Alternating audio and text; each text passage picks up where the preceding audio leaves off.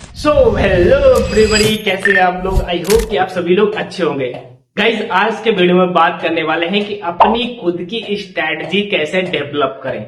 Okay, आज पूरा video इसके ऊपर होने वाला है। अगर वीडियो आपको थोड़ा भी अच्छा लगे तो प्लीज वीडियो को लाइक कर दीजिएगा एंड चैनल को सब्सक्राइब कर दीजिएगा। आइए वीडियो स्टार्ट करते हैं without any time wasting.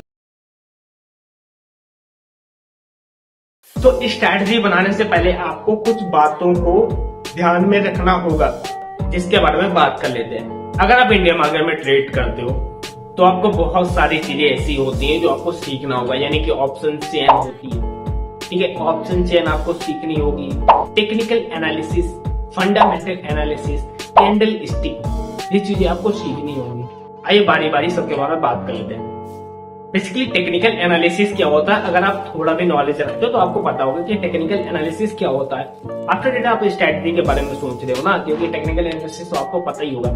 Basically technical analysis ये होता है जब आप मार्केट के मूव के अकॉर्डिंग जब आप लाइंस वगैरह ड्रॉ करते हो कि यहाँ से मार्केट मूव करेगा अपर साइड, या यहाँ से मार्केट डाउन साइड जाएगा, या यहाँ से मार्केट एकदम रैली दे सकता है, यहाँ से मार्केट एकदम डाउन साइड में जा सकता है। जब आप लाइंस वगैरह ड्रॉ करते हो ये आपको एक्सपीरियंस से आता है, उसको हम बोलते हैं technical analysis. Fundamental analysis basically क्या होता है, फंडामेंटल एनालिसिस ये होता है जब आप न्यूज के अकॉर्डिंग ट्रेड करते हो, उसको हम फंडामेंटल एनालिसिस बोलते हैं। आफ्टर डेट आपको कैंडलस्टिक सीखना होगा कि कैंडलस्टिक क्या होता है।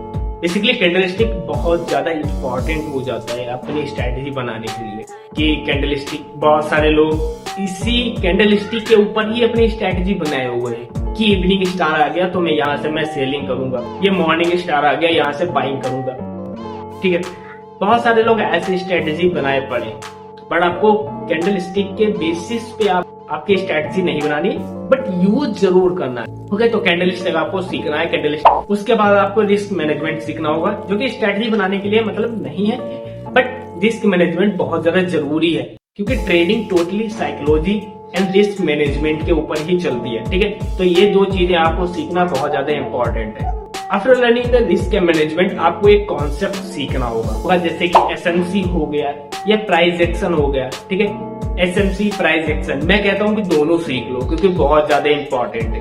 अगर आप एसएमसी के ऊपर खाली ट्रेड करते हो तो प्राइस एक्शन का आपका नॉलेज नहीं है, तो वहां पर बहुत सारी ट्रेड्स आपकी छूट जाएगी। बिकॉज कभी कभी आपका एसएमसी काम आ जाता है, कभी कभी आपका प्राइस एक्शन काम आ जाता है ना। इसके बाद आपको क्या करना है, आपकी एक स्ट्रैटेजी बनानी है। इतनी सब चीजें सीखने के बाद, ठीक है, अपनी एक स्ट्रैटेजी बनानी है जिसको बैक टेस्ट करना है बहुत बार। कैसे बनानी है उसको पता। मैं अपनी स्ट्रैटेजी को डिफाइन कर देता हूँ। मैं ट्रेड करता हूँ एसएमसी के ऊपर, बट मैं प्राइस एक्शन का भी नॉलेज रखता हूँ। ऐसा नहीं कि मैं प्राइस एक्शन का नॉलेज नहीं रखता हूँ तो एसएमसी पर ट्रेड कर रहा हूँ, ऐसा नहीं होता भाई, दोनों को सीखना होता है। मैं एसएमसी के ऊपर ट्रेड करता हूँ, जहां ही मुझे चेंज ऑफ कैरेक्टर दिखता है उसके बाद मैं एफवीजी देखता हूँ कि उसके नियरेस्ट एफवीजी कौन सा। जैसे ही मुझे चेंज ऑफ कैरेक्टर दिखा, मैं तुरंत एक एफवीजी देखता हूँ और उसके पास में एक ऑर्डर ब्लॉक देखता हूँ। अगर मुझे एफवीजी और ऑर्डर ब्लॉक दोनों पास में मिल गए तो मेरी स्ट्रैटेजी कंप्लीट हो जाती है, और फिर वहां पर मैं ट्रेड लेता हूँ। एफवीजी से मैं ट्रेड लेता हूँ, ऑर्डर ब्लॉक का मैं स्टॉप लॉस रखता हूँ। ठीक है, अगर मार्केट को बैक बाउंस होना होगा तो ऑर्डर ब्लॉक से हो जाएगी, अदरवाइज वो मेरा स्टॉप लॉस लेकर चली जाएगी। मैं इसीलिए आपको रिस्क मैनेजमेंट बता रहा था। मान लो आपने स्टॉप लॉस लगाया ही नहीं, मार्केट कुछ भी मूव हो सकता है भाई, हमको अवेयर रहना है ना, हमको सही से ट्रेड करना। मार्केट तो पैसा देगी भी, पैसा ले भी जाएगी, बट ये हमारे ऊपर डिपेंड है कि हम कितना पैसा देंगे एंड कितना पैसा लेंगे मार्केट से। अगर आपके पास ज्यादा पैसा है भाई, आप ज्यादा दे सकते हो, मैं ये तो नहीं कह रहा कि नहीं दे सकते भाई, ज्यादा दे सकते हो ना। अगर कम लेना है तो कम ले सकते हो। आपका रिस्क मैनेजमेंट होना चाहिए ना, आप उस पर काम करो, रिस्क मैनेजमेंट के ऊपर। हमको अगर मान लो हमने 10 रुपए की ट्रेड ली है तो हमको उसमें 6 रुपए का प्रॉफिट एटलीस्ट लेना ही लेना है, एंड लॉस हमको 4 रुपए का ही या फिर 2 रुपए का लेना है। ठीक है, इससे ज्यादा लॉस नहीं लेना है। इसके बाद आपको ब्रेक ऑफ स्ट्रक्चर सीखो, चेंज ऑफ कैरेक्टर सीखो, एसएमसी में ऑर्डर ब्लॉक सीखो, एफएजी सीखो। ना ये सब चीजें सीख जाओगे, उसके बाद आपको खुद से फील होने लगेगा कि मार्केट यहाँ से मूव कर रही है। यहाँ से जब आपको एक्सपीरियंस हो जाता है ना, तब आपको खुद से ही आपको कोई स्ट्रैटेजी की जरूरत नहीं होती है, आपकी स्ट्रैटेजी खुद से बनने लगती है। बिकॉज ये एक्सपीरियंस होता है, कहाँ से मार्केट मूव बाउंस करेगी, कहाँ से मार्केट मूव डाउन करेगी, ये चीजें आपको खुद से पता चलने लगेगी एक्सपीरियंस के अकॉर्डिंग।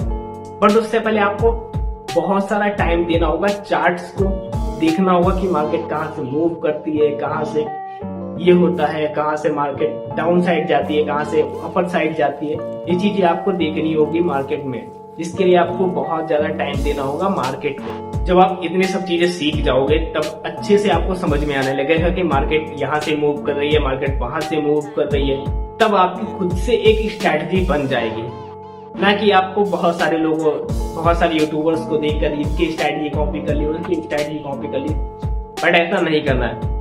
जब आपको खुद से फील होने लगे कि मैं खुद की स्ट्रैटेजी डेवलप कर सकता हूँ, मैं खुद का स्ट्रैटेजी बना सकता हूँ, जब आप खुद इंडिपेंडेंट होकर अपनी स्ट्रैटेजी को डेवलप कर पाओगे, तब आपको खुद से रियलाइज होने लगेगा कि मेरी स्ट्रैटेजी डेवलप हो चुकी है। ठीक है, आपको किसी की वीडियो वगैरह नहीं देखने की जरूरत पड़ेगी। Okay, this is all about the strategy video.